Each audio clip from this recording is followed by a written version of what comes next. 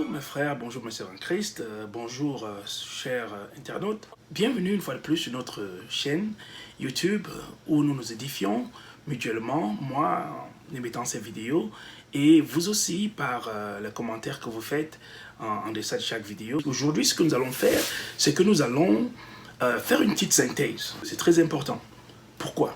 Dans la première vidéo, nous avons parlé du fait qu'il n'est pas assez et il n'est pas suffisant que des prophètes, des pasteurs, des hommes de Dieu puissent prier pour votre cause, prophétiser pour votre cause.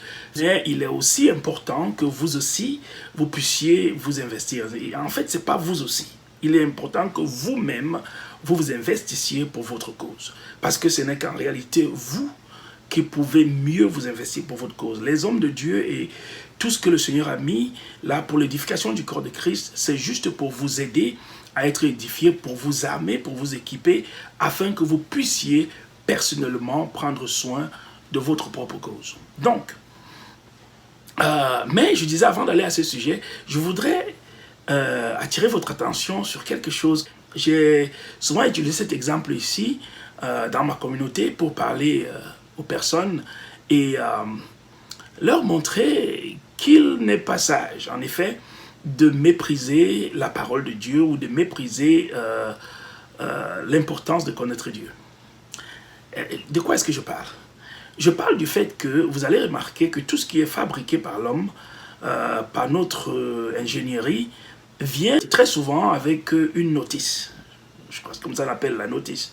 C'est-à-dire que si vous avez des comprimés, il y a comme ça dans la boîte à comprimés une petite page, un petit bout de papier qui vous dit comment l'utiliser.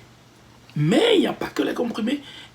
Aussi, si vous avez acheté le Moulinex, la machine à écraser, je ne sais pas comment vous appelez, et ça vient avec une sorte de note. Comment est-ce qu'on va l'utiliser? Même le téléphone. Bon, le téléphone, c'est peut-être le bon exemple parce que tout le monde aujourd'hui en a.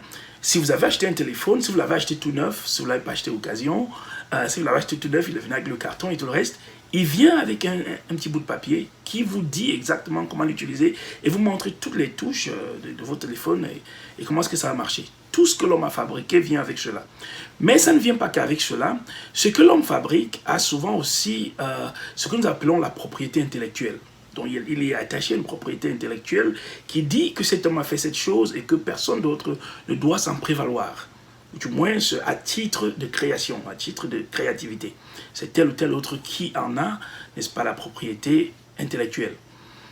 Mais quand il s'agit de Dieu et de l'être humain que nous sommes, on a souvent relégué la chose à des théories fantasmagoriques selon lesquelles, voilà, l'homme, il vient du Big Bang, il vient de ceci, il vient de cela. Et en faisant cela, en essayant de faire de cette manière-là, ce qui se produit, c'est que nous échouons quant à savoir comment l'homme fonctionne et comment il est censé fonctionner. Eh bien, moi, je prends la Bible comme étant la notice qui est venue avec l'homme. C'est-à-dire que si l'homme voudrait savoir comment est-ce qu'il fonctionne, comment est-ce que Dieu a entendu qu'il fonctionne, il faudrait qu'il lise la parole de Dieu, parce que la parole de Dieu est comme une notice pour nous. C'est pour cela qu'il est très important, ce que nous sommes en train de faire, de continuer à étudier la parole de Dieu, de continuer à venir ici et de suivre, de vraiment chercher à mettre cela en pratique. Donc, une fois de plus, si vous ne l'avez pas encore fait, je vous encourage à aller et de cliquer là sur s'abonner et aussi de cliquer sur la cloche. Si vous l'avez fait la dernière fois, vous avez remarqué, qu'est-ce qui s'est passé?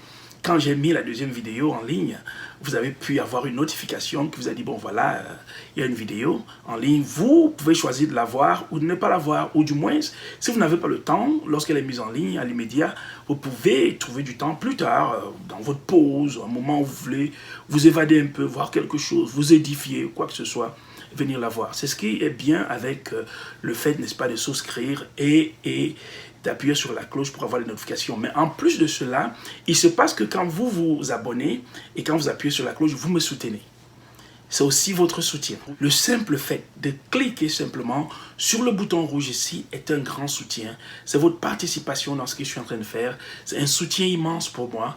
Et cliquer sur la cloche, c'est comme si vous aviez fait tout ce que vous auriez pu faire pour me soutenir. Et je vous en dis merci. Voilà. Maintenant, je voudrais faire la synthèse entre ce que nous avons dit le premier jour et ce que nous avons dit au deuxième jour ou bien dans la deuxième vidéo.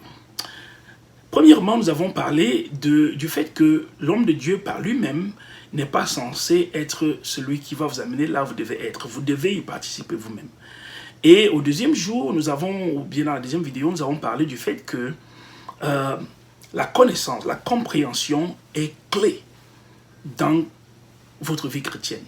La compréhension est clé. Nous avons utilisé l'exemple de la parabole du semeur. Vous souvenez de la parabole du semeur, lorsque le Seigneur parle d'un semeur qui est sorti pour semer, et quand il a commencé à semer, certaines des semences sont tombées par-delà le chemin, il y en a qui sont tombés dans le buisson, il y en a qui sont tombés dans la terre aride, et ainsi de suite, il y en a qui sont tombés sur le rocher et tout le reste. Donc vous connaissez la parabole.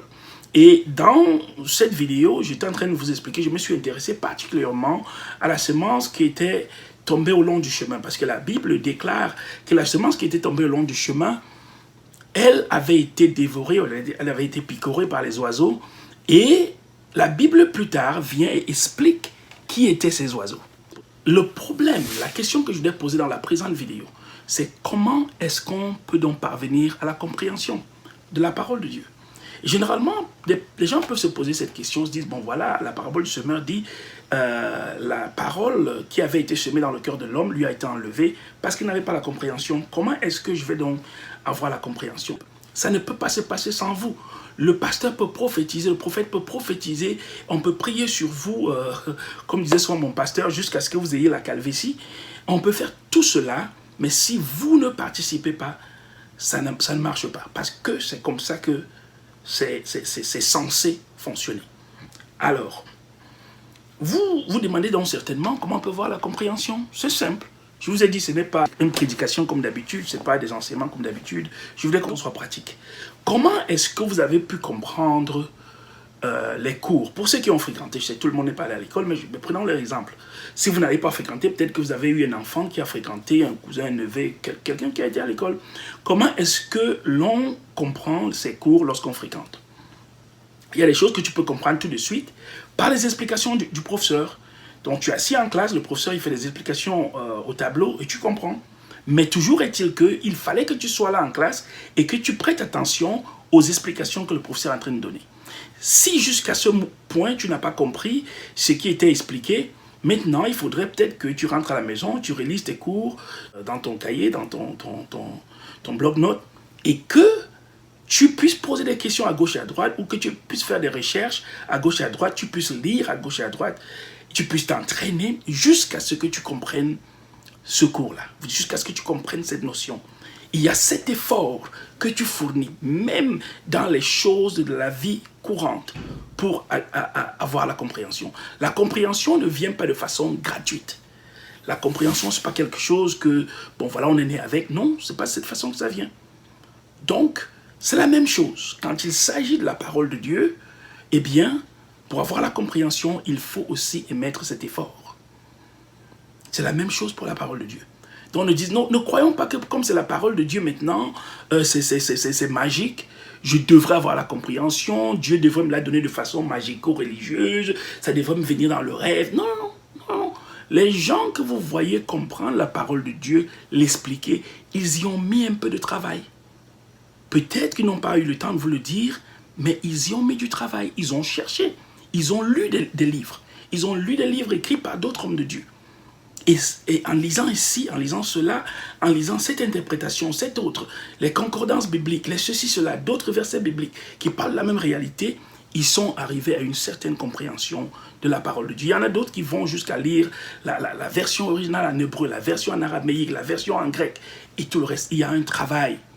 Comment est-ce que vous pensez que vous n'allez pas faire ce travail? Vous vous dites certainement, voilà, les pasteurs, ils sont censés le faire pour venir nous donner. Bon, si les pasteurs sont censés le faire pour venir te donner, eh bien, ils vont te donner ce qu'ils doivent te donner. Et qui sait, le jour où ils décideront de ne pas te donner la bonne chose, de te donner quelque chose qui est à leur avantage. Tu vas te plaindre? Si tu es capable de lire, de comprendre, de chercher toi-même, va chercher. Je ne dis pas n'écoute pas ton pasteur, écoute ton pasteur, que ce soit là pour t'orienter. La Bible parle des chrétiens de Bérée. Les chrétiens de Bérée qui examinaient eux-mêmes les Écritures pour savoir si ce qu'on leur enseignait était vrai.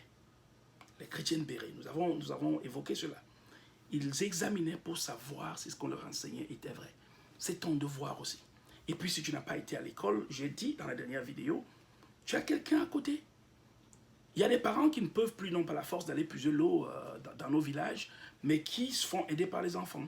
Mais quand il s'agit de la parole de Dieu, vous pensez que ça doit être un miracle, que ça doit nous tomber dessus, que ça doit, on ne peut pas. Non, non, soyons sérieux. Soyons sérieux. Comment vous allez faire les efforts pour les choses de cette vie qui vont finir bientôt, que vous allez abandonner? Plusieurs d'entre nous qui écoutons cette vidéo ici, là, nous avons moins de 100 ans. Moins de 100 ans sur cette terre. Et puis c'est terminé. Mais nous mettons tellement d'efforts pour ces choses et pour ce qui va être durable à l'éternité. Nous ne mettons pas autant d'efforts, mais c'est à nous la faute. Nous allons revenir dessus prochainement en attendant que Dieu te bénisse. Et si tu ne l'as pas encore fait, clique, abonne-toi, clique sur la cloche et partage. Partage ceci avec une sœur, avec un ami, avec un frère. Invite-les à venir. Partageons la parole de Dieu. Surtout, je veux tes commentaires. Je n'ai pas encore vu ton commentaire, mais un commentaire, dis quelque chose. Dis que c'était bien, que c'était pas bien, dis quelque chose. Que Dieu te bénisse. Bye bye.